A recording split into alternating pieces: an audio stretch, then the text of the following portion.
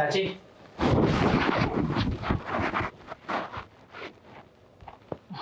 क्या बात है? क्या आप कुछ बिजी थे क्या? नहीं, बिजी नहीं थी, बस कपड़े पहन रही थी, सोने जा रही थी ना। तो आप सोने जा रही थी, लेकिन कुछ ज़्यादा जल्दी सोने जा रही थी आप। अभी तो टाइम भी नहीं हुआ आपका सोने का। क्या करें, अब पूरी पूरी रात तो जाग कर ही कट जाती है।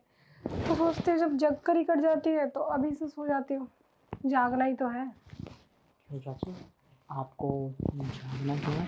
क्योंकि तुम्हारे चाचा जी यहाँ नहीं हैं, तो मेरा भी तो मन करता है ना कि मैं उनके संग कुछ बातें करूँ, कुछ अपने दुख उनको सुनाऊँ, कुछ उनका सुनो।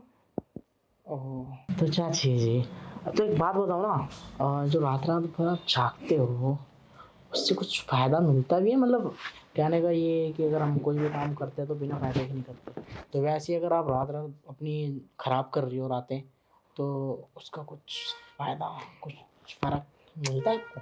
क्या है ना, शादी तो फ़ायदा और नुकसान देख के नहीं की जाती। उससे क्या फ़ायदा मिलेगा? फ़ायदा कुछ नहीं मिलता, बस मेरा टाइम पास हो जाता है, बातें कर लेती हूँ। क्योंकि अब तुम्हारे चाचा जी उस लायक तो रहे ही नहीं ना कि वो कोई फ़ायदा और नुकसान देंगे। बस नुकसान ही नुकसान है, पर फिर भी चलता है, पति है ना मेरे।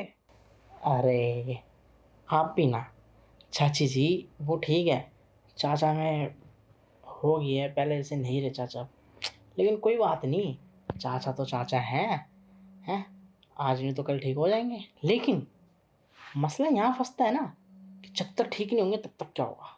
तो तब तक ये हो सकता है चाची, आप किसी अपने पे भरोसा करके, ठीक है, उसको अपनी दिल की फीलिंग बता के और अपने मन की इच्छाएं पूरी करवा सकती हो। वो क्या है ना, मैंने तुम्हारे चाचा जी को डॉक्टर को दिखा लिया है और डॉक्टर ने जवाब दे दिया कि वो पूरी ज़िंदगी अब ऐसे ही रहेंगे, जब तक वो जिएंगे तब तक। तो अब मैं क्या ही सोचूं, अब लाइफ टाइम कौन ऐसा है जो मुझे वो सुख देगा जो मुझे चाहिए।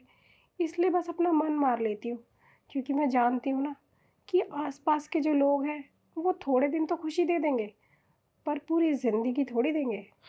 चाची जी, आस पास के लोग जो आप ये इतना कह रहे हो ना, वो शायद आस पास में मैं ही हूँ।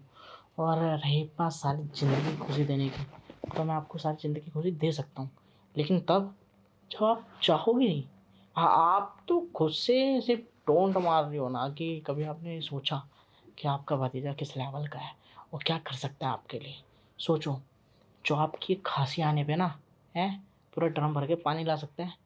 जो आपको एक खुजली होने पे पाउडरों की खान लगा दी थी।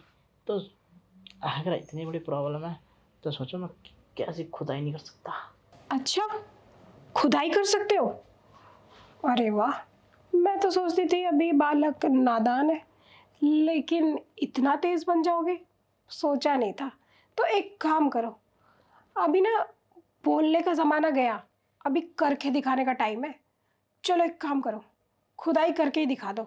इसको क्या पता चल रहा है कि मैं अपना मतलब खुदाई करोगे ना तो फिर मुझे दिख जाएगा कि तुम किस लायक हो सकता है कि तुम्हारा काम बन जाए और फिर तुम्हें रोज़ खुदाई करने को मिले।